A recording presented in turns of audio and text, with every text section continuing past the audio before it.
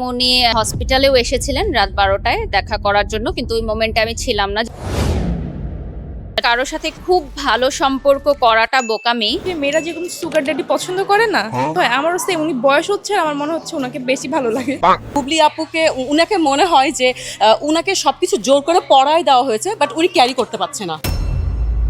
ভাইরে, জয়া আহসান ও কেয়া পায়েলকে এই গর্জিয়াস ইভেন্টে দেখে ভাববেন না আমরা খুব মজায় আছি, কারণ কোনো আপুই আজ দিচ্ছে না আমাদের পাত্তা। আর সিঙ্গেল ভাইয়ারা, আপনারা তো এই আপুদের ডিমান্ড শুনলে বলতে পারেন এখন কাহিনী হলো 6 জন ইন্টারন্যাশনাল ফেমাস বিউটি এডুকেটর বাংলাদেশে হাজির হয়েছিল ফ্যান্সি গ্লোবাল বিউটি কার্নিভাল 2025-এ, যেখানে এই কোর্স করে আপুরা তো হচ্ছে বিউটি এক্সপার্ট, এর পাশাপাশি পেয়েছে অথেন্টিক সার্টিফিকেটও। কিন্তু হে পুরুষ জাতি, তোমাদেরকে কে বাঁচাবে?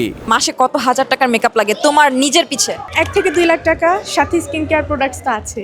তাই বলে মানুষ 1 থেকে 2 লাখ টাকা শুধু মেকআপের পিছনে ঢেলে দেয়? হ্যাঁ দেয় তো, অনেকেই দেয়, আরো বেশিও দেয়, অনেকে 5 লক্ষ টাকার মেকআপও করে।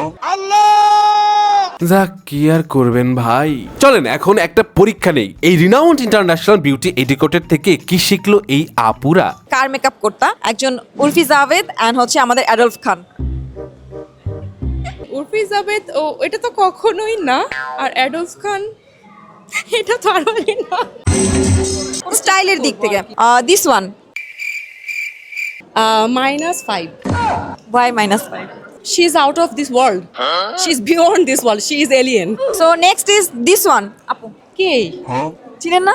না আপু, মিস চকলেট। আচ্ছা, ওর লুকটা কিভাবে? এটা নিয়ে জাজ করব। হরিবল। ওয়াই হরিবল কেন লাগলো?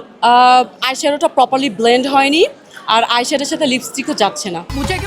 যাক, ফ্যান্সির এই আয়োজনে গর্জিয়াস র্যাম্প ওয়াকের পাশাপাশি টুইং ক্যারলের ডান্স দেখতে দেখতে চোখ পড়লো এমন এক মানুষের ওপর যাকে এই প্রশ্ন না করলে পেটের ভাতই হজম হবে না। ভাইয়া যখন আইসিইউতে ছিল তখন সানভিজ ভাই তনি আপু আপনাকে ভাইয়ার শারীরিক সুস্থতার জন্য ওয়েল উইশ করছিল, সে ব্যাপারে যদি কিছু বলতেন।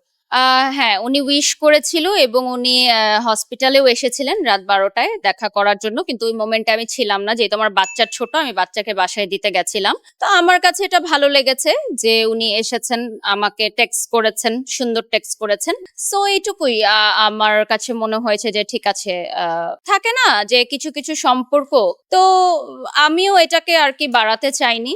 আর আমার কাছে মনে হয় যে মানুষ তো কয়দিনের জন্যই বাঁচে বলেন। সো আমি তখনও যেমন কোনো কথা বলিনি, এখনো আমি আসলে এই ব্যাপারে নো কমেন্টস আসলে। যাক, এভাবেই শেষ হয়ে গেল বাংলাদেশের মোস্ট অথেন্টিক বিউটি ব্র্যান্ড ফ্যান্সির গ্লোবাল বিউটি কার্নিভাল 2025 সিজন 1 এর বড় আয়োজন। সামনে কিন্তু আরো বড় চমক নিয়ে আসছে এর সিজন 2।